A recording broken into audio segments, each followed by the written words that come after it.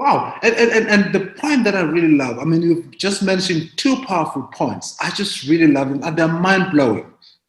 And I think just talking about the first one, where leaders have to be in touch, they need to keep their fingers on the pulse of things because there's so many things happening at once.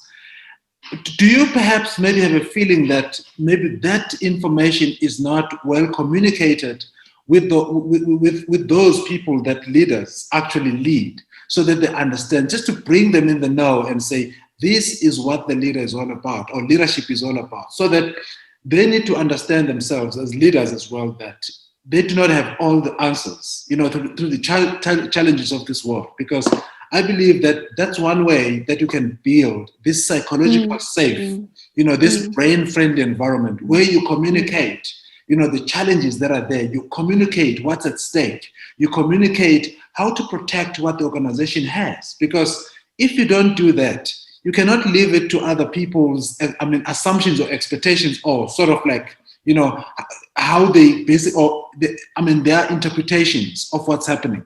You need, as a leader, to communicate. Yeah. I think this is where the element of communication comes in, because you cannot just leave things to other people's interpretations, because they are very open to come up with anything that will suit them. Do you think maybe that the lack of communication maybe contributes to that factor? Really, I think you're touching on such a raw and critical nerve there. Leadership usually exists in a state of complexity, whether it's an organization, whether it is guiding a country and a citizenry through social upheaval. It's usually in that ecosystem, it's a condition of complexity. And as a community of people, we also need to be mindful of that complexity. We need to be made aware of those complexities, so that we can participate in co-leading, so that we can make a meaningful contribution.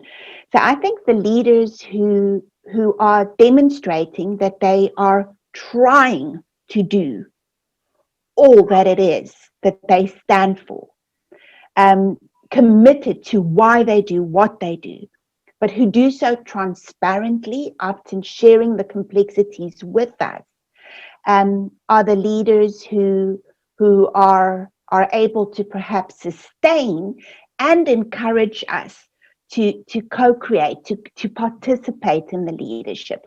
So those co-creative leaders, I think, are the leaders that will, in all probability, stand strong in these complex spaces, do well, sustain their performance, versus the leaders who uphold a particular image and do not necessarily openly share points of failure, points of difficulty, points of complexity.